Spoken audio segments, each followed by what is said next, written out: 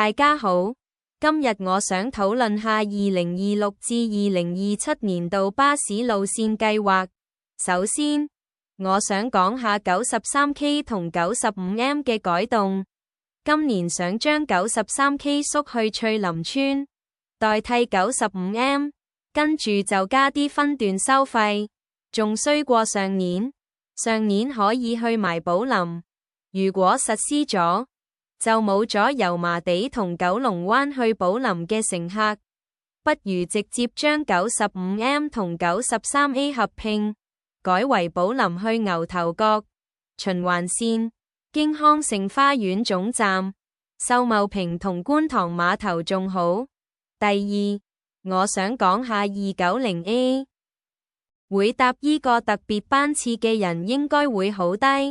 明明可以行5分鐘就可以慳好多喺秀茂坪兜路嘅時間，搭 290A 特別班次嘅人非常少，大多數都係淨係貪佢有位坐。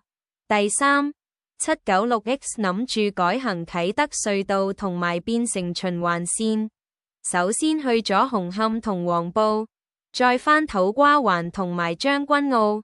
我之前搭 796X 喺土瓜灣都落咗好多人，而家要佢哋再兜耐啲，我覺得就麻麻地。跟住沙田區九巴又想縮 89B 去到彩虹，又淨係繁忙時間服務，睇嚟下一步都係取消。其實我覺得停獎去樂華仲好，又可以有樂華去沙田嘅客，跟住又可以做淘大樂華流水。我每一次經過淘大花園巴士站，見到一大條長龍，都係排28號或者 2A 去樂華。同時80需要途經新翠村同埋新蒲崗，其實而家黃大仙好多車都要途經新蒲崗兜圈，鑽石山有淨係得5架。我覺得應該仍然保留80喺鑽石山。最後，我想講他城巴22淨係上課日服務，我覺得呢個超級唔應該發生。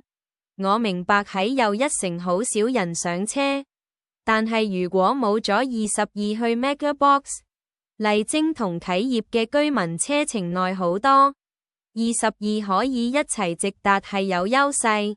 又一城嘅巴士少到運輸署直情建議搭港鐵，證明咗又一城真係好少巴士服務。今年嘅巴士計劃絕大部分都係重組，如果發生咗呢啲改動，我希望九巴唔好再喺咁多區減班。如果你鍾意呢條片，記得 subscribe、like、留言講下你嘅睇法。拜拜。